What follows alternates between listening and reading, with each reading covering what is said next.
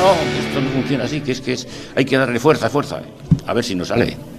Esango duzu, gaur oso musikari gatozela eta azpidatzi askorekin, tira, hala etorri zaigu gaurko eguna, Chill Mafiakoen bersio zirikatzaile horretan musikari euskaldunak ikusi ditugu, baina tira, joko festa honetan azken txanpau goazen euskal metropoli batetik, beste euskal metropolira, Bilbo handira, eta Bilbo handiko memoria historikoari tartetxo bat ematera. Entzun dituzuenak Santurtziko abesbatzakoak dira. Eta zertan ibili ote dira azken festa hauetan.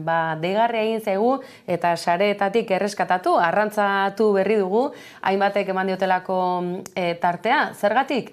Eskorbuto talde mitikoaren bersioa indutelako, koru bersioa, eta honezkero ezkerraldeko punkien elkargune izateko prestutasuna adierazi duena bertako abesbatza gaurko zonekin esango dizuegu adio.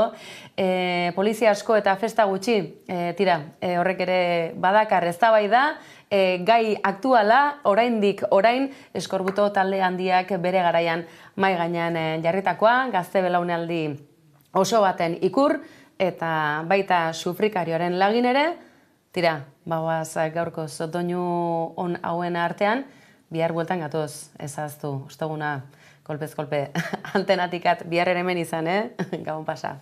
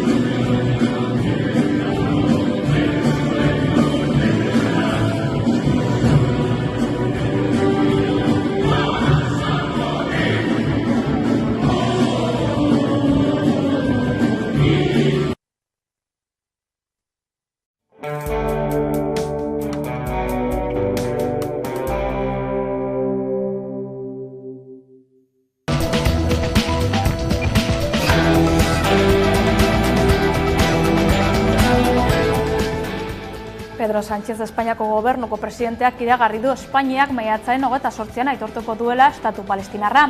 Hala emandako hitza bete du izan ere aitortza uztaila baino lehen iritsiko zela esan zuen. Datorren asteartean egingo den ministroen kontseiluan egingo da formalki aitortza hori. Espainiako presidenteak azaldu duenez, erabakia Espainiako gobernuko bi kideen artean adostu dute eta adierazi du Espainiako herritarren gehiengo zabalaren iritzia kontuan hartu dutela. El próximo martes 28 de mayo, España aprobará en su Consejo de Ministros el reconocimiento al Estado de Palestina.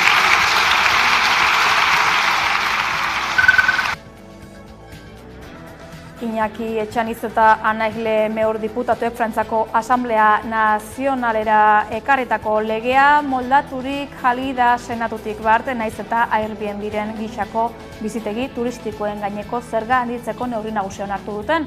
Hala baina bizitegi turistiko horien gaineko zergako kenketa 71%koa eta 50%koa da gaur egun. Legeak 50%ra jaistea eskatzen du azkenean, senatari eskuindarrek ere onartu duten neurria, baina ez sailkatuak diren bizitegientzat.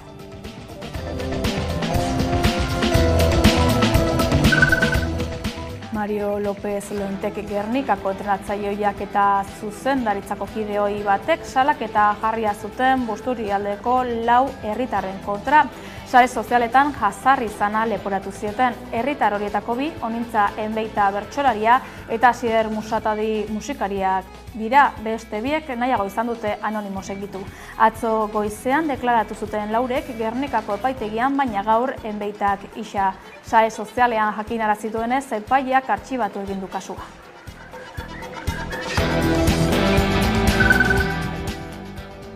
Ustez ertzaintzaren jaurtigai batek Donostian larri zauritu zuen emakumearen familia jarritako salaketa behin-behinean artxibatu du epaileak EITB mediak jakin ahal izan duenez.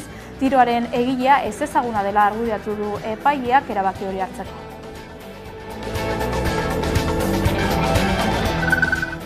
Efemeridei dagokionez, gaur duela 86 urte Europako ihesaldirik handienetarikoa gertatu zen Iruñean. Ezkabako presondegitik 785 presok ihes egin baitzuten.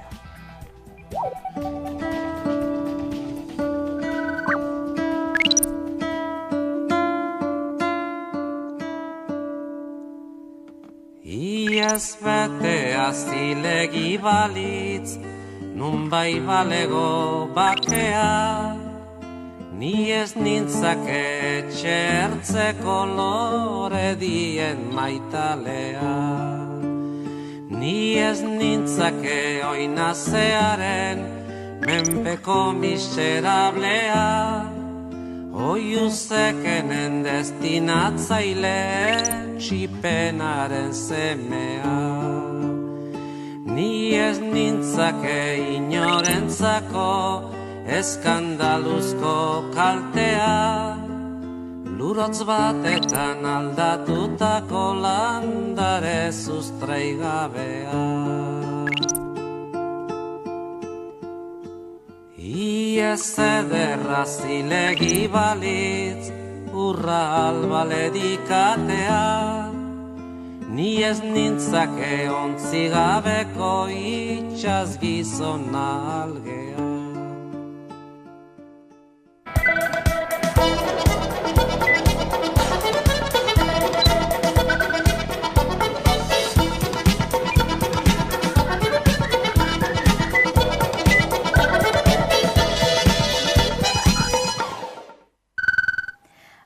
Gabon deizuela, eguneko argazkari helduko diogu. Espainiak, Norvegiak eta Irlandako Errepublikak urratsa egin eta maiatzaren 28an Palestinako estatua aitortuko dutela iragarri dute gatazkari irtenbidea emateko asmoz.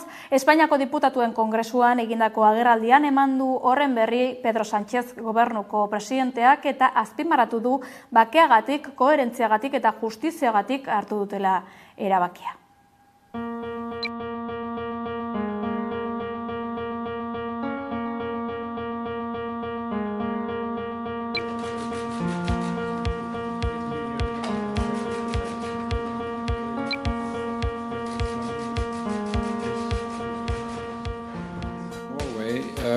Is ready to make a decision on recognizing a Palestinian state.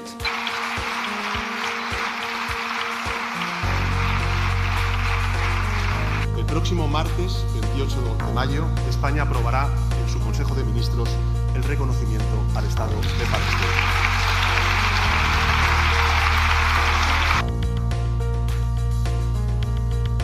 Today, Ireland, Norway and Spain are announcing that we recognize the state of Palestine.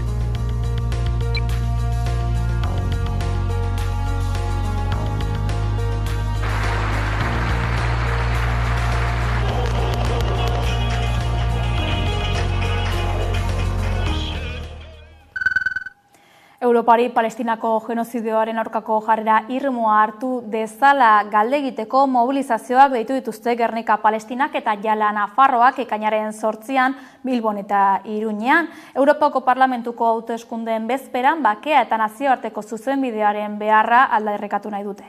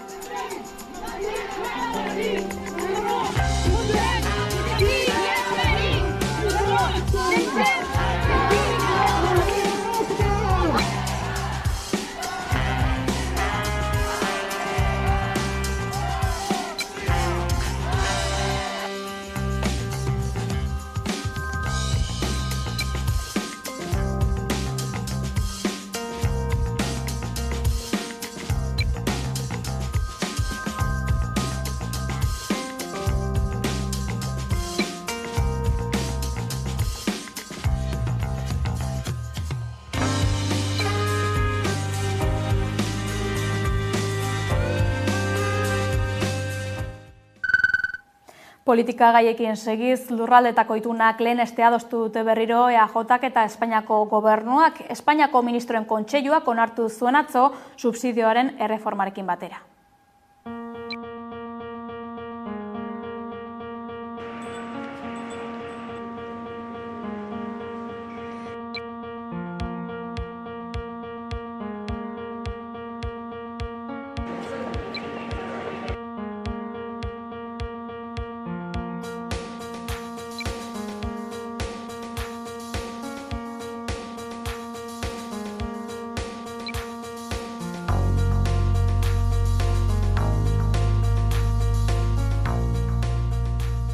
Honen bitartez zer lortu dugu, alde batetik lan harremanetako euskal eremua zabaltzea, eta hori gure gizarteak eskatzen dau, eta behin eta berriro holan adierazten dabe baita ere sindikatuek, euskal sindikatuek, eta beste alde batetik negoziazioa hurbilagoa izaten, eta lehentasuna emotean Euskadin, Euskal Autonomia Elkargoan, Nafarroan, erabakitzen dabenari lehentasuna emotean, hori izango da jende guztiaren eta langileen ongizaterako.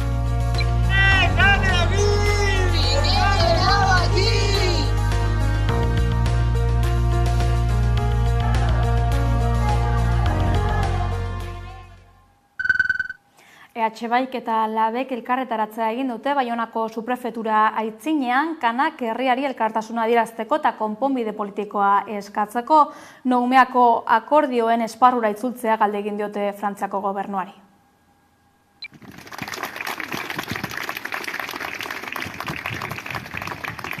EH eta Labek Macronen eta haren gobernuaren jarrera irmoki salatu nahi dugu. Kanakiako gatazka politikoa ezin da indarraz konpondu. Frantziar estatuak deskolonizazio prozesua bururaino eraman behar du. Zinezko konponbidea soilik posible izanen da, kanakiaren eskubidea eta borondatea errespetatzen dituzten urratsak egiten badira. Deskolonizazio prozesuaren aurkako erabaki batek ondoko urratsak baldintzatuko ditu eta tentsio iturri larria izanen da. Horretarako, hautesle zerrendaren erreformaren berehalako deuseztapena eman eta Matignon Odino eta Noumeako akordioan espirituan elkarrizketari berriro ekin beharko zaio. Bukatzeko, gure sustengu eta babes osoa adierazi nahi dugu kanakiar herria zein kanakiarrei. Eta Frantziar estatuari bere ardurak hartu eta erreforma bertan behera usteko exigitzen dugu.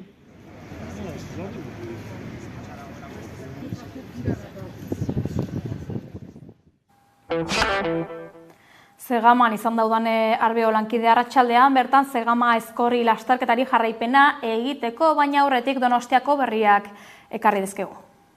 Donostiako turismoa areagotzen ari dela ikusita udalak argi berdea eman dio hirian ugaritzen ari diren bisita gidatuen taldeen erregulazioari. Jarduera hau espazio publikoaren ordenantzan sartu dute eta espazio publikoa okupatzeko baldintzak ezarri dituzte. Ez dute baimen bat eskatuko, baina nahitaezkoa izango da hemendik aurrera egingo direla jakinaraztea. Komunikazioa modu telematikoan eta errazean egin daiteke jarduerari dagozkion baldintza batzuk onartuz gero. Baldintza horien artean dago taldeko 25 pertsonako muga. Hemendik aurrera Donostian jarduten duten turismo gidarien enpresa bakoitzak horrelako bizitak bultzatu nahi baditu, erantzukizunpeko adierazpen bat egin beharko du aipatutako baldintzak onartuz. Eneko Goia Donostiako alkateak azpimarratu du erregulazio horren helburua Donostiarren bizi kalitatea bermatzea eta jarduera horrek hirian eragin ditzakeen eragozpenak gutxitza dela. Adierazpen horretan konpromisoa hartu beharko dute dauden baldintzak beteko dituzte da. Eta horien artean bat da, hain zuzen ere, 25 pertsona baino gehiagoko taldeak ez dire da izango. Horre da, besteak beste, jakingo dugu, jarduera honek zein mugimendu duen gure hirian eta askoz ere diagnostiko egokiagoa egin ahal izango dugu. Eta urte bukaeran gure asmoa izango ditzateke hau izan da, hartu behar diran neurri gehigarriak hartzen joatea. Beste ordenantzaren bat aldatu beharko balitz, hori egin ahal izatea, baino ja datu zehatzak izan da. Bide beretik Donostiako hiri eredua ez dela jasangarri aldarrikatuko dute kalean igandean. Gipuzkoako hiriburuko hainbat auzo elkartek eta talde sozialek osatutako Donostia defendatuz koordinakundeak manifestazioa deitu du datorren maiatzak 26 igande honetarako eguerdiko 12etan ekingo diote EASO plazatik. Donostia ez dago salgai, hiri eredu bizigarri baten alde lelopean arituko dira igande honetan eta herritar guztiei mobilizazio honetan parte hartzera deitu diete hain zuzen ere Donostia merkatuko indarren nahierara salgai jartzen duen udal hirigintza politika errefusatzeko beraien hitzetan eta aldi berean hiri eredua bereziki klase herrikoiei begira, ingurune ekologikoaren berreskurapenari begira eta auzoen beharrei begira eraldatu beharra dagoela aldarrikatuko dute. Donostiako udala herritarren premiekin zerikusirik ez duten hirigintza proiektuak eta eragiketak sustatzen eta inposatzen ari dela salatzen dute. Entzun dezagun jarraian Maialen Briz Donostia defendatuzeko kidea. Gure hiria gero eta bizigaitzagoa da. Alde horretatik, salatu nahi dugu Donostiarro beharrekin zerikusirik ez duten zenbait hirigintza proiektu eta eragiketa, herritarren interes orokorrari eta ahotsari kasurik egin gabe ezartzen ari direla. Gipuzkoatik Karabara Ramiro Gonzálezek zalantzan jarri du solariak Karaban egin nahi dituen 3 parke fotovoltaikoen egokitasuna. Solaria Karaban eraiki nahi dituen Zierbena Solar 2, 3 eta 4 parke fotovoltaikoek ingurunean alferrikako eragina izan dezaketela baieztatu du Arabako ahaldun nagusiak Ramiro Gonzálezek. Araban 300.000 eguzki panel baino gehiago instalatu nahi ditu enpresak, gero energia hori Zierbenaraino eramateko. Energia sorburutik ahalik eta gertuen erabiltzea zentzuzkoena izango zela baieztatu du ahaldun nagusiak. No parece que tenga mucho sentido que se produzca energía en Aragón para verterla a la red en Álava y se produzca energía en Álava para verterla a la red en Vizcaya. Produce una afección que sería innecesaria. Bueno, yo creo que la energía, siempre que sea posible, hay que producirla en el lugar más cercano posible al punto en el que se vierte la red. Forestaliaren proiektua ekarri du gogora Gonzálezek, Aragoin eraikin nahi dituen eguzki parkeetan sortutako energia Arabaraino eraman nahi baitu enpresa honek. Kezka berdina kaleratu zuten asteartean Euskal Herria Bilduko ordezkariek. Solariaren proiektu horiek geldiarazteko zer pausu emango diren argitzea eskatuko diote ahaldun nagusiari ekainaren 5ean izango den batzar nagusietako osoko bilkuran. Foru aldundiak proiektuen inpaktua aztertzen ari dela baieztatu du Ramiro Gonzálezek. Bien bitartean, solariak berak energiaren euskal erakundearekin batera proiektatutako Victoria Solar 2 parkeak aurrera pausu berri bat eman du. 2 erakundeek osatzen duten indarberri enpresak eraikitzeko baimena eskatu du. Ingurumen inpaktuaren adierazpenean eta aurretiazko baimenean eskatutako aldaketak proiektuan barneratu eta gero. Gasteizen eta Burgelun 80.000 eguzki panel baino gehiago instalatu nahi ditu enpresak 60 hektaria inguruko azalera okupatuz. Gizarte arloan Afganistango atentatuan larri zauritutako Araceli Tamayo bilbotarra etxera dakarren hegazkinak lur hartu du Sondikako aireportuan arratsalde honetan, arratsaldeko 5:20.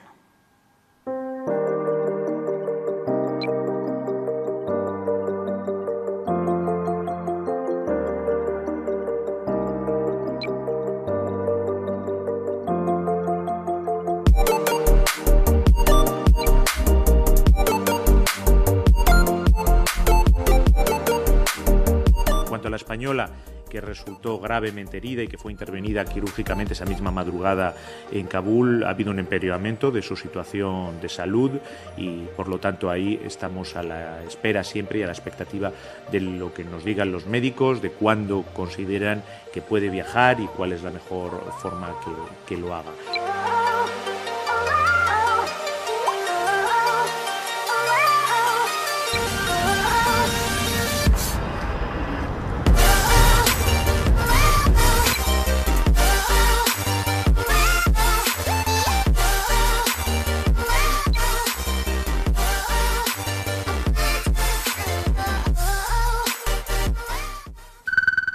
Esan dugu lerroburutan ere artxibatu egin dute Mario Lópezek Busturialdeko 4 herritarren kontra jarritako salaketa.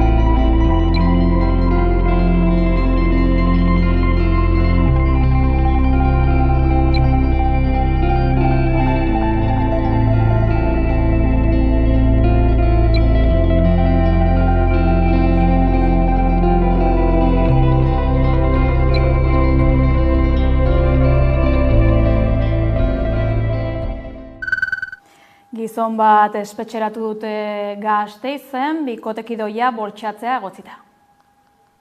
Epaileak espetxera bidali du bikotekide ohiari sexu erasoa egiteagatik Gasteizen atxilotutako gizona. Erasoa astelehen goizean gertatu zen. 45 urteko gizonezkoak bikotekide ohiari gerturatu zitzaion urruntze agindua izan da ere, honek etxetik irteten ari zela. Biktima etxe bizitzara igotzera behartu zuen erasotzaileak. Behin etxean zeudela, sexu harremanak izatera behartu zuen. Honen borondatearen kontra eta indarkeria erabiliz. Gizonezkoa lo geratu zenean, ertzaintzarekin harremanetan jarri zen emakumea, gertatutakoa azalduz. Bertaratutako agenteek etxe bizitzara ailegatzerakoan erasotzailea atxilotu zuten. Atxilotutakoa agintaritza judizialaren eskuetan utzi zuten asteartean. Espetxeratze agindua eman du epaileak. Genero indarkeriaren eremuan sexu askatasunaren aurkako delitu bat leporatuta. Nafarroan Arizkun Rock jaialdian egindako pintaketa LGTBI-fobikoak salatu dituzte. Arizkun Rock jaialdian egin dituzten pintaketa LGTBI-fobikoak salatu dituzte hainbat eragilek. Hala nola, Arrobaztanek, Baztango talde feministak, Inarrosi neska gazte taldeak, Baztan udalak, Arizkungo alkatetza taldeak eta Arizkun Rockek berak. Arbulloa, haserrea eta gaitzespena izan dira nagusi arratsaldean Arizkungo plazan egindako prentsaurrean.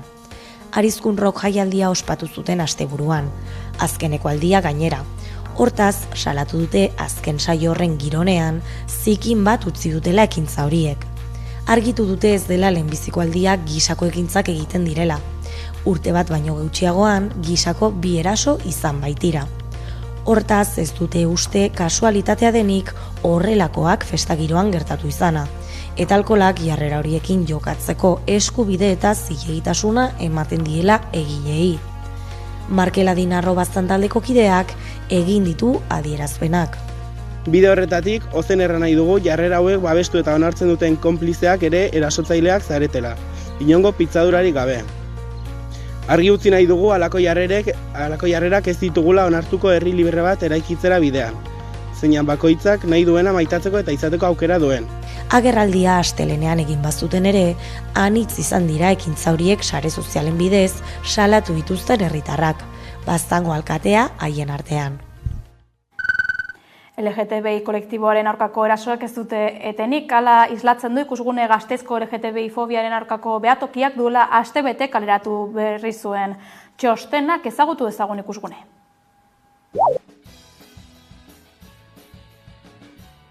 LGTBI pertsonen kontrako indarkeria kasuak zenbatzen hasi ziren Lumagorri kolektiboan 2017an. Inon jasotzen ez ziren gertakariak kontuan hartu nahi zituzten. Helburu hori berarekin 2019an ikusgune behatokia jaio zen. Lumagorrik egindako txostenei jarraipena eman zien eta ordutik 7 ikerketa burutu ditu. Kaleratutako azkenekoak 2023koak 28 gertaera LGTBI fobiko jasotzen ditu, inoiz baino gehiago. Egin dela ariketa bat, alduntze ariketa bat kolektiboaren barnean, violentzia horik salatzeko eta isilpean ez geratzeko. Gu jasotako zenbakia alduntze horri egiten diola erreferentzia olatu edo agresio olatu baino bati baino. Irainak, diskriminazioa, pintadak, askotarikoak izan dira gertaerak. Horien artean gorroto diskurtsoak ere detektatu dituzte. Kasu gehienak homofoboak badira ere, indarkeria transfoboaren gertaerak ere jaso dira.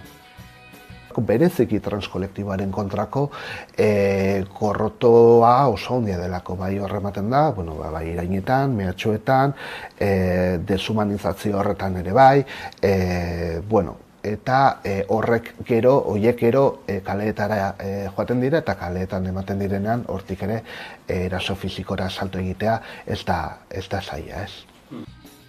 Pertsona ez bitarren egoera ere ikusarazi nahi izan dute. Gure inguruan ere ikusten ditugu pertsona ez bitarrak nahikotxo direla eta azkenean pertsona hauen eskubideak ez daudela inon jasota. Eta hori babes gabe egoera handia sortzen du. Gu jasotako egoeran gainera segertatzen da, askotan gure sistema, gure norma binarioa dela. Eta beraz gertatzen da, askotan pertsona hauek ez daudela, ez da kontsideratuak edo bere existentzia ikusia.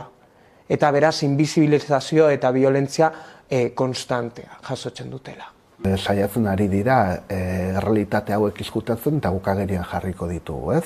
Hori izango da, datozen hemendik aurrera ikusunek egin nahi duen kontu bat, ez? Azalaraztea pertsona bitarrak existitzen direla. Izan ere, bai estatuan zein Eusko Legebiltzarrean onartutako trans legeak bezala ezagutzen diren testuek ez dituzte pertsona ez bitarren aitortzarik egiten. Lege hauen balorazio positiboa egiten badute ere, oraindik hobekuntzarako tartea dagoela adierazi dute ikusgunetik. Bi lege hauek zaharkituta jaio dira. Ja berritu behar ditugu lehenbailen, ez? Bai espitarrak diren pertsonak ez dituztelako aitortzen, pertsona migranteak ere bai, ez dituztelako behar bezala, ez zaizkiedako behar bezalako eskubideak bermatzen, eta adin gutxikoekin ere bai, gauza asko konpontu beharko genituzke, ez? Beraz, legeak onak dira, legeak aurrera atera dira, eta gainera pertsona askoren bizitzak aldatu dituzte, baina egia da, lege horiek lehenbailen berritu behar ditugulako, eta hori da mugimenduak datotzen urteetara, ojala hilabetetara begira, dugun erronketako batez. Legeak transkolektiboaren borrokari esker aurrera atera direla aitortu nahi izan dute ikusgunetik. Behatokeak borroka horri eutxiko diola baieztatu dute ere, ahalduntze feminista bultzatzeko eta LGTBI pertsonen arteko sareak sortzeko besteak beste. Lan horri esker, Gasteiz hiri atseginago batean bilakatzen ari da. Jaimak egu indarkeria ez dugula, indarkeriakin dugula maituko. Baina indarkeria aurre egiteko baliabideak baditugula. Atsegina da ez indarkeriarik ez dagoelako baizik eta egoerei aurre egiteko baliabideak eta konpromisoak daudelako. Hemen, LGTBifobiaren aurkako gorroto horren kontrako hori hartzuna oso handia dela eta kaleetan dagoela. Ikusguneek egindako lana aitortza jasoko du Bartzelonan, Kataluniako behatokiaren eskutik. Pozik hartuko dute saria, proiektuak hirian daukan garrantziaren ikur. Azkenean, horrelako errekonozimenduak erakusten du nola ikusgune egin batean delen gure hiriko eta gure udaleko LGBT kultura eta politiken nola enbajadoria Gasteiztik kanpo. Azkenean saria ematen diotelako proiektua berari, eta lehen aipatut, eta proiektua zer da ikusgune, zer da proiektu hori, ez? Ikusgune da, hemen lanean gabiltzan langileak, ikusgune da Lumagorri elkarteko kideak, eta ikusgune da, ikusguneen atzetik dauden Bolondres ekipo hori, eta azken urteetan egin ditugun sari guztia, ikusgune da mugimendu feminista, Blusetan elkartea, Zabalganako auzoa, hori guztia. Eta proiektua saritza hori guztia saritzea da, ez? Atzokoan autoritateak.eus domeinua aurkeztu genuen eta gaurkoan internet domeinu berri baten albistea dugu. Iruña herrian eskolaz kanpo antolatzen diren guraso elkarten eta udal ezberdinen eskaintza publikoa jaso eta familiak informatzeko jauzi.eus bilatzailea sortu du sortzen guraso elkarteak. Maiatzaren 29-tik aurrera egongo da erabilgarri. Sortzen guraso elkarteak euskararen normalizazioaren bidean D-ereduko ikastetxe publikoen inguruko hizkuntza ekosistemak osatzeari begira jarri da. Eskolaz kanpo antolatzen diren guraso elkarten jardueren eskaintza eta udal ezberdinen eskaintza publikoa jaso eta familiak informatzeko jauzi.eus bilatzailea sortu du. Maiatzaren 29-tik ikusgai egonen dena. Guraso elkarteen eskaintzaren kasuan, jauzi bertatik izena emateko aukera egongo da ere bai. Jarduera zehatz horietarako matrikulapea ekainaren 4tik 14 izanik. Toki erreferentziala izatea helburu du webguneak, baita guraso elkarteen sarea osatzea eta haiei lana erraztea. Ezagutzera eman dutenez, oraingoz laudalek eta 8 guraso elkartek eman dute izena. Helburu gisa guraso eta udal gehiago atxikitzea izanik. Beraz, ikastetxe hauetako 4 geroko eskaintza kanpoko ikaslei ere irekita egonen da. Bertako ikasleriaren lehentasuna zainduta beti ere. Begiraleek ere formakuntza berezia izanen dute. Bai, hor, beste behar bat detektatuta genuen, askotan badira euskarazko zirkuitoak, eskolaz kanpo, baina, gauza bat edo besteangatik,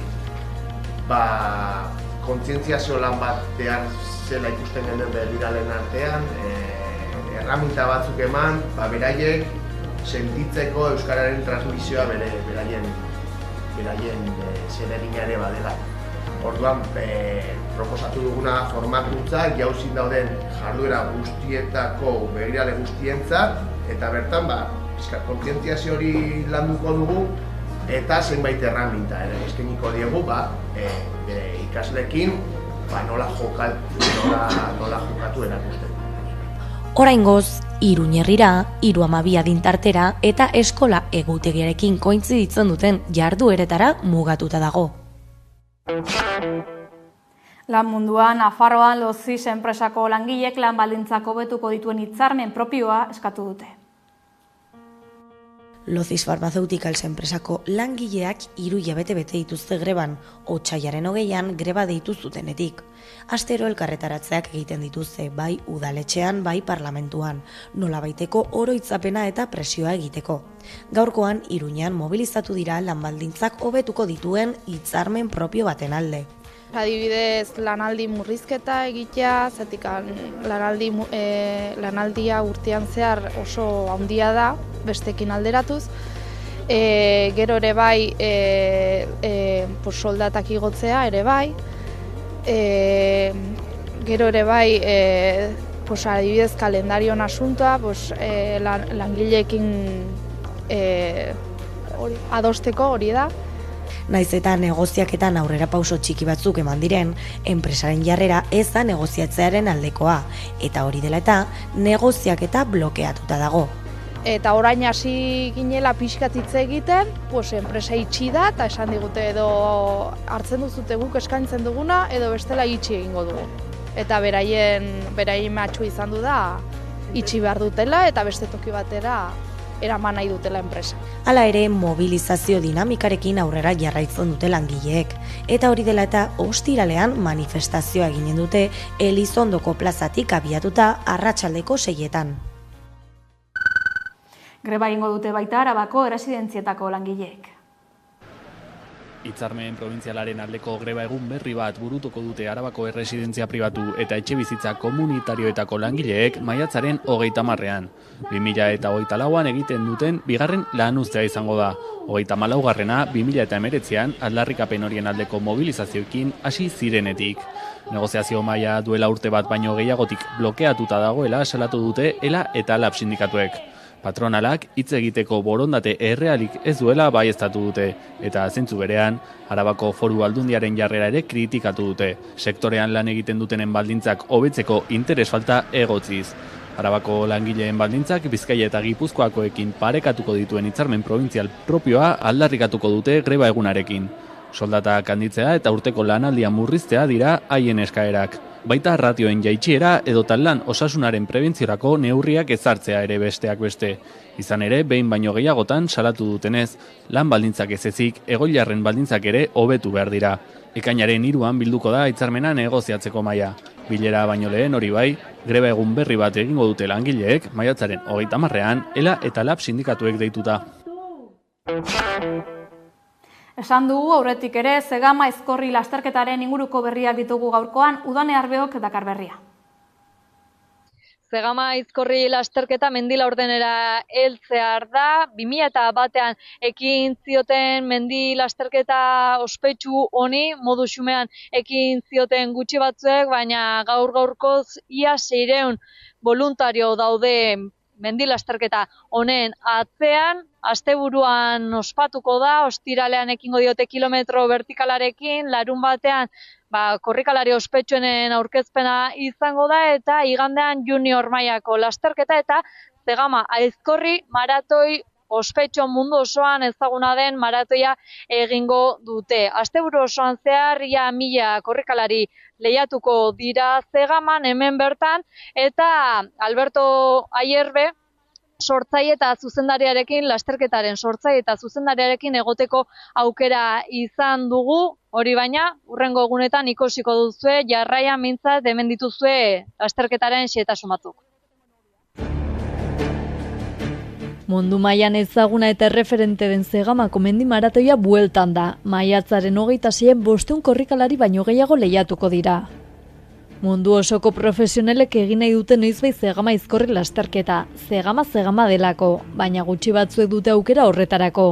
Izan ere 500 dortxal horietatik 225 zozketa bidez aukeratzen dira. 125 aurreko edizioetako denbora onena izan dutenentza dira, eta gainontzeko 125 dortxal zenbait marka edota korrikalari profesionalentza gordetzen dituzte.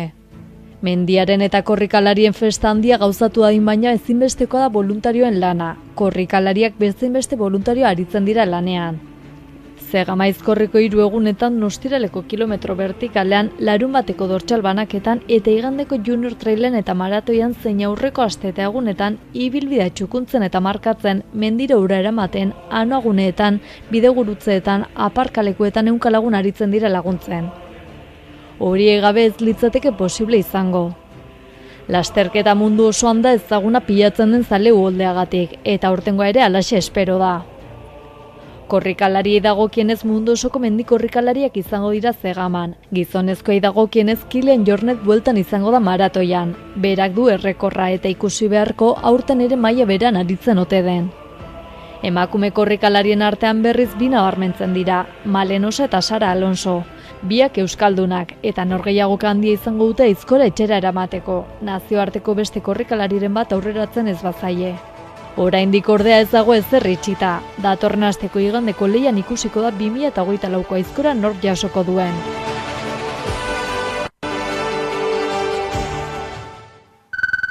Futbolean UEFako finala dugu albiste. Adi. Maiatzaren 25ean larunbatean San Mamesen jokatuko da emakumezkoen futbolak Europan jokatuko duen partidarik garrantzitsuena. Bartzelonak eta Olympique Lyonek elkarren aurka jokatuko dute arratsaldeko 6etatik aurrera. Ekitaldi honek hainbat eragin izango ditu herritarrengan.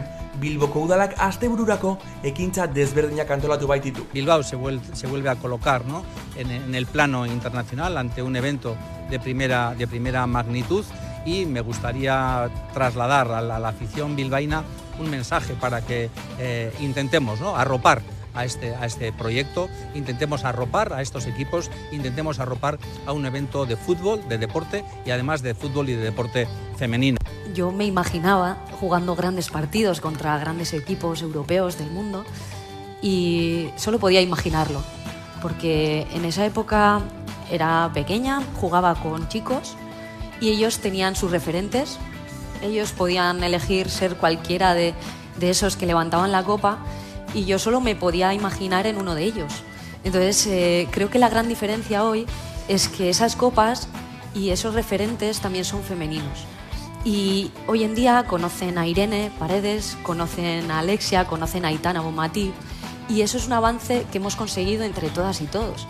Ezarritako dispositiboak aparkaleku erreserbak aurre ikusten ditu, batez ere Abando eta Indautxo auzoetan, baita San Mames inguruan ere. Ligako partida bateko aparkaleku erreserba berak aurre ikusi dira, baina espero baino lehenago libre geratu beharko dira partidaren bezperatik bi taldeek zelaian egiten dituzten entrenamenduen ondorioz. UEFA Women's Champions Leagueko sponsor ofizialen aktibazio gunea San Mameseko zelaigunean egongo da eta adin guztientzako musika eta era guztietako jarduerak eskainiko ditu. Finalaren egunean goizeko 10etan irekiko dirateak eta arratsaldeko 5:00 itxiko dira. Bestalde, garbiketa operatibo berezi bat prestatu da partida hasi aurretik, bitartean eta ondoren hiria egoera ezin hobean egongo dela bermatzeko. Gainera, Bilboko udalak ostalaritzako lokalak ixteko ordutegia 2 orduz luzatzea erabaki du. Neurriak Bizkaiko ostalaritza elkartaren eskaera bati erantzun dio, hiriko ekitaldi handien eta bestelako jaien garapenagatik. Euskal Herrian ditugun altxor gastronomikoetako bat dira pintxoak, edariekin batera bizpahiru mokadutan hartzekoak. Pintxo ez gozatzeko pintxoaren astea antolatu dute Araban. Arabako 28 ostalaritza lokalek hartuko dute parte ekainaren 3 eta 9 bitartean burutuko den pintxoaren astean. Horietako 8 aukeratuko ditu epaimaiak, final handira sailkatuko direnak. Originaltasuna eta teknika, ekoizlea eta estetika, bideragarritasuna eta balio gastronomikoak izango dira epaileek kontuan hartu beharko dituzten irizpideak. Epaimaiak hautatutakoekin batera, herri bozketan babes handiena jasotako pintxoa ere finalista izango da. Aurten gainera, berrikuntza bezala, bozketa prozesuan parte hartzen dutenen artean sari bat banatuko da zozketa bidez. Final handia ekainaren 11an izango da. Pintxoa zuzenean prestatu behar izango dute sailkatutako sukaldariek. Horien artean 3 sari banatuko ditu epaimaiak, urrezko, zilarrezko eta brontzezko pintxoa sariak hain zuzen. Honekin batera sari berezi bat banatuko da ere, pintxo herrikoia bezala hautatutakoa eskuratuko duena. Sariak banatu baino lehen hori bai, 28 ostalaritza lokalek sortutako pintxoez gozatu ahal izango dugu Arabako pintxoaren astearekin, ekainaren 3 eta 9 bitartean. Irati Agirre-Azkonaga, zebergi gehiago dugu kulturan. Silvia Federici egongo da gaur arratzaldean bira kulturgunean. Gaur maiatzak 22 asteazkena arratzaldeko 7:00 hitzak Palmondo liburuaren aurkezpenan egingo du. Partaideak Silvia Federici beraz gain, Begonia Santa Cecilia margolaria egongo da, Amaia Astobiza itzultzailea eta aurkezle lanetan Garazi Arrula Ruiz txalapartatik. Silvia Federici ikertzailea da, idazlea, irakaslea eta ekintzaile feminista Italian jaio Ameriketako Estatu Batuetan bizi da 1927tik eta pentsamendu feminista eta marxista garaikideko teorialaririk esanguratsuenetarikoa da, besteak beste emakumeen etxeko lanari, komunalismoari eta sorgin eizari buruzko lanak argitaratu ditu azken 2 hamarkada luzetan. Eta esan bezala, gaur arratzaldean izango da bertan biran txalaparta argitaletxearen eskutik antolatutako ekintza honetan. Sarrera librea da foroa bete arte. Afrikako eguna ospatuko da maiatzaren 24 eta 26an, hau da Australiatik hasita, Itsas Museumeko zabaldegian izango da. Maiatzaren 25ean Afrikako egun hori Bilboko Afrikar diasporako elkarteek eta Afrikar jatorri duten personek antolatua. Afrika eguna Bilboko harrotasuna jaialdia deitzen da pizkat ekintza haue oinarri duen eguna eta beste hainbat Afrikako elkartekin ere kontinentearen egoera ikustarazteko helburuarekin sortzen den ekintza da. Askotariko jarduerak egongo dira, hitzaldiak, mahai inguruak, erakusketak, zuzeneko musika, dantza, ipuin kontaketa eta gastronomia, esan bezala, Australiatik hasita eta igandera bitarte. Jarduera horien bidez, helburua Afrikarekiko daukan jendeak Afrikarekiko duen ikuspegia aldatzea da eta jakina estigmatizazio globalizatu markatutako kontinente baten ideia orokortuetan oinarritzen diren aurre iritzi hori ere buelta bat ematea. Udalaren, Aldundiaren eta Eusko Jaurlaritzaren babesa jaso du Afrika eguna ekintza honek. Gau zuria Bilbon laizter iritsiko da, ekainean hain zuzen, 2024ko egitaroari erreparatuko dugu pizka bat aurrerago, baina jakin dezasun dagoeneko ekainaren 14 eta 15ean izango dela gau zuria. Bilbo nolabait galaz eta argiz janzten duen ekintza. Abangordeako kaleko esan dirolako instalazioak ekartzen dituzten argi teknologia eta horlako ikuskizun artistikoak izango ditugu Bilbon ekainean. Eta datorren ostegunean, maiatzaren 30ean, La Monstrenka Gasteizko gunean, hau da gerra bat ikusteko aukera izango dugu Piscifaktoria ideien laborategiaren eskutik, gaur eguneko garaikide bat gerrari buruz ere eta gizakiaren zuntxikeri buruz aritzen den, era poetiko batean aritzen den antzeslana esan bezala, datorren ostegunean Gasteizen arratzaldean, La Monstrenka espazioan. Heldu gara amaierara, informazio gehiagorako sartu amaika.eus atarian Unai Arzubiaga San Nikolas ikastolako lehendakariari igandean izango den ibilaldia eginiko elkarrizketarekin agurtuko zaituztegu bihar izango gara bueltan berri gehiagorekin bitartean egin dezagun denok txonbo. Zuela, txombo, hau da, uretan murgiltzea, batez ere buruz bera. Horixe da hortengo ibilaldiak duen leloa. Igande honetan izango da Getxon, ikastolen aldeko festan. Murgilduko gara jarraian, izan ere gurean baitugu Unai Urzubiaga, San Nikolas ikastolako lehendakaria. Ongi etorri Unai. Eskerrik asko Irati, mobidatzeatzen. Bueno, lehenik eta behin, 46. edizio honek txombo du lelotzat eta hala irudikatzen du logoak ere. Ibilaldian txombo egin nahi duzu beraz, ezta? Hori da, azkenean txombo hitzak iradokitzen duena hori da. Itsasoan sartu, buruz bera uretan amildu, inolako beldurrik eta konplexurik gabe. Eta horrek iradokitzen duena jarraituz, nahi genuen dei bat egitea, euskaltzaleak euskarara murgil daitezen, festa giroan, inolako konplexu eta beldurrik gabe, ibilaldian. Hasieran aurkeztu bezala, San Nikolas ikastolak antolatu du 2024ko ibilaldia Getxon. Nola jaso zenuten ibilaldiaren ardura hau? Bueno, pandemia aurretik egin genuen eskaera beste ikastola batzuekin batera, eta justu pandemiak nolabaiteko prozesu hori bertan bera utzi zuen, stand-by batean utzi zuen, eta pandemiatik bueltatu ginenean, nolabaiteko normaltasunera bueltatu ginenean, esleitu ziren urrengo 2023tik arako urrengo 6 ibilaldiak, eta geurea bigarrena izan zen. Beraz, 2021ean jakin genuen, 2024an geurea zela txanda.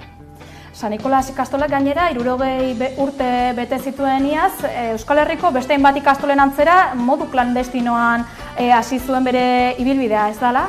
Hori da, bai, gainera nahiko era kuriosoan, ez da? 1973 urtean, Algortar peto-petoa zen Gotzon Garamendi, Bilbon zegoen, mandatu bat egitera joan zen, posa lizentziatoren kalera, eta bertako denda batean, ala non harrapatzen dituen bi umetxo euskaraz hitz egiten. Eta handik sortu zitzaion, otu zitzaion, nolabait berak ere, haiei galdetu ostean, ikastola klandestino bat egiteko beharra eta nahia zegoela Algortan.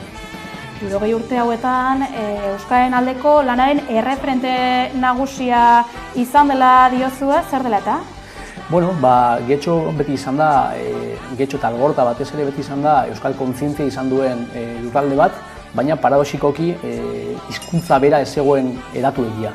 Eta ikastola bera izan da nolabaiteko euskal kontzientzia horri arnasa eman diona hizkuntza txertatuz herriko jende gaztearengan. Iaz, 1.000 ikasletik gora, 700 familia aktibo eta 140 langile inguruk osatzen zenuten San Nikolas ikastola, kooperatiba gisa eratua zaudete gaur egun, zer esan nahi du horrek? Bueno, kooperatibak esan nahi du San Nikolas hasiera-hasieratik herritik sortutako proiektu bat dela, eta bertako nolabaiteko ekintzaileak direla, eta bertako guraso, bertako partaideak direla ikastola beraren jabeak. Horrek esan nahi du, badagoela alako osagai berezi bat ikastola aurrera eramateko eta da auzolana. Ikastola osatzen dugun guztien arteko auzolana. Auzolana, herritik herriarentzat egina. Ikastolen jaia igande honetan, maiatzaren 26an ospatuko da, udalerriko eremu ezberdinetan, baina ez da ibilaldia udalerrian ospatzen den lehenengo aldia, ezta? Ez, gainera Getxok baduka nolabiteko harreman estua ibilaldiarekin. Lehendabiziko aldiz ibilaldia Bizkaian Getxon ospatu zen, 1978 urtean, eta handik gerora beste 3 aldiz ospatu izan da ibilaldia, azkena 2002an, eta aurten izango dugu 4. 2024an ere San Nikolasen eskutik.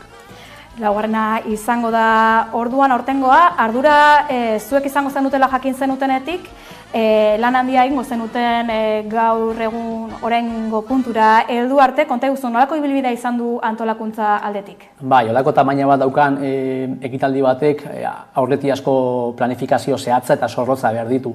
Beraz, urte terdi pasatxo lehenago hasi ginen nolabait atontzen, nolabait lana banatzen eta batzordeak sortzen. Eta sortzen endabizikoa arropa batzordea izan zen, logoa, leloa sortu genituen, eta arrez geroztik dinamizatzaile bat izendatu ostean, ikastolako gurasoa dena, berak eta bertatik sortutako talde batek sortu genituen gainontzeko batzordeak. Kantua, leloa, argi dago mezua, txombo egitea, nork hartu du parte abesti honen sorreran? Bueno, nahi genuena da, pixka bat abestia izan zitekeela, edo izatea nolabeteko erakusleio ikastolak eta ikastolaren inguruan dagoen talentu eta sormen ikaragarrizko horri, ezta?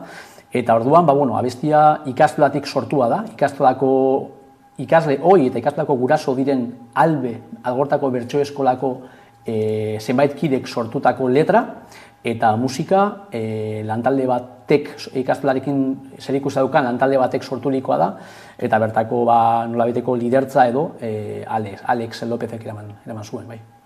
Hainbat herritarrek sortu duzu orduan leloa, eta gaina letrari dagokionez ikastolaren balorei egiten die referentzia letrak, eta ez hori bakarrik, ez? Baita lehen aipatu duzun lehen ibilaldi hori ere bai? Bai, noski, guretzat berezia da, ezta? Azkenean aitzindariak izan ginen, edo getxo aitzindari izan zen ibilaldia antolatzeko orduan, eta urte asko dira, nolabait belaunaldiak aldatu dira, urteak joan dira, baina oraindik ere euskararekiko sugarra eta euskal kulturarekiko nolabaiteko atxikimendua gurean darrai, ez? Eta hori islatu nahi izan dugu apur bat abesti horrekin. Gainera euskaratik eta euskaraz ospatzeko eguna izango da, bestalde, zein helburu izango ditu aurtengo edizio honek? Bueno, holako tamainako ekitaldi batek helburu ezberdinak ditu. Alde batetik ikastola nolabait gizarteratzea edo herriratzea, are gehiago. Oso herrian txertatu dagoen ikastola da, baina are gehiago. Bestalde batetik nahi genuen baita ere eredu izatea, auzolanen eredu izatea gure ikaslegoarentzat. Herri eragileekin ere ditugun harreman sendoak indartzeko beste era bat ere bada. Eta azkenik esango genuke, pedagogia berritzaileek behar dituzten aldaketa arkitektonikoak ikastolan txertatzeko baliabide finantzarioak lortzeko ere beste era batela.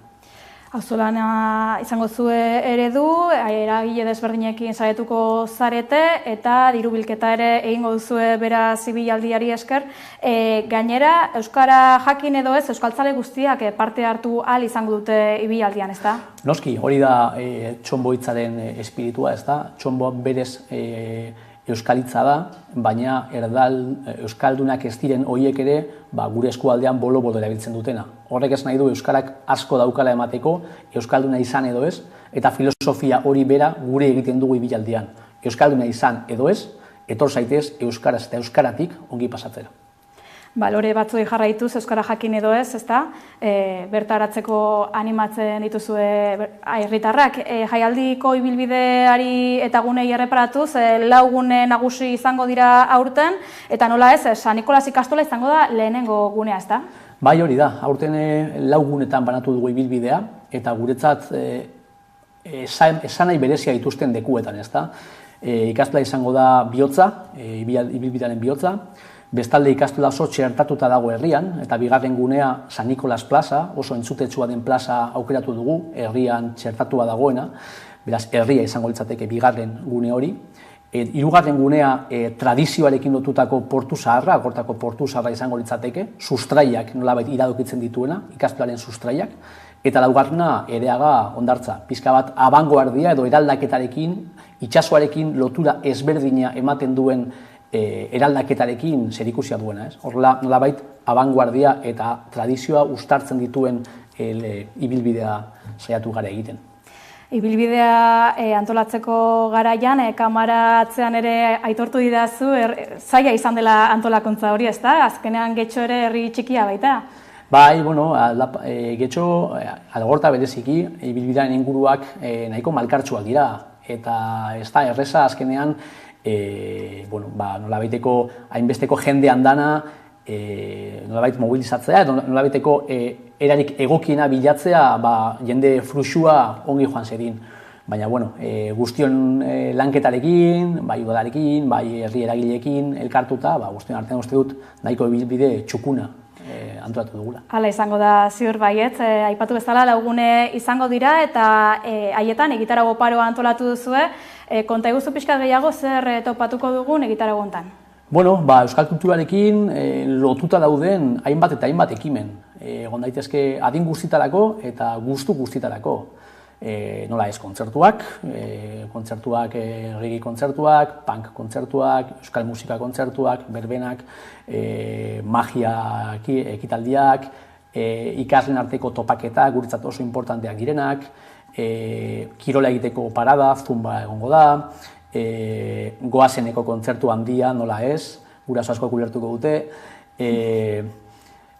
hainbat ekimen, eta gero egunean zehar ere izango ditugu ikusgai, hainbat txaranga, hainbat jendea giroa alaitzen. Adin guztietarako egitaragua osatu duzue beraz aurtengoan. Gainera, ibilaldi hontan jasangarritasunarekiko konpromisoa erakutsiko duzue, hainbat neurri hartuko dituzue horretarako, ezta? Bai, guretzat bere biziko garrantzia dauka, ez? Bentsat egiten ditugun gauzetan, nolabaiteko giza aztarna hori jasangarri izatea, ezta? Edo harik eta gutxien izatea. Beraz, hasieratik hartu genuen hori erronka bezala, ikastolak baditu hainbat guraso adituak direnak horretan, eta haien laguntzaz, diseinatu ditugu hainbat ekimen, erosketa motak, garraioa, birziklatzeko joerak, neurtzea zenbateko zaborra bilduko dugun, eta bar, pizka bat jasangarriago egiteko ibilaldia.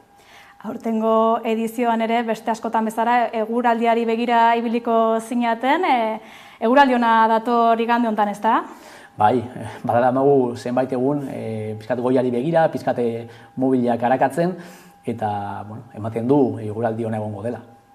Hala izango da, azkenean importantea da, nahiz eta nahi ez, bertara joateko eguraldia, azkenik Domekan Getxora hurbiltzeko asmoa duten herritarrei zer esango zenieke? Bueno, ondo pasatzeko aukera, parada, ikaragarria dukatela. Hainbat ekimen egongo dira, eta oso egun alaia, dinamikoa, polita, gustu askotarikoa, pasatzeko aukera izango dutela. Gainera, sorionekoa gara, eta nahiko irisgarritasun handiko herria gara, eta transporte publikoa edo nahiko ongi ibiliko da igandean bertan ere, metroaren sari naiz.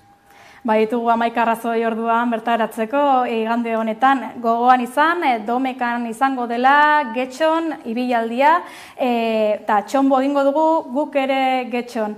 Unai, eskerrik asko gurera etortzearren. Plazer utxa, eskerrik asko gonbidatzearren. Ibilaldiaren bideokliparekin utziko zaituztegu, laster izango gara bueltan.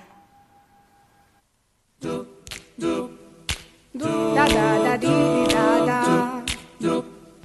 Da da da di di da da. Hirurogeita hamazortzitik. Da da da di di da da. 2024. Da da da di di da da. Ametzura ametzenetik.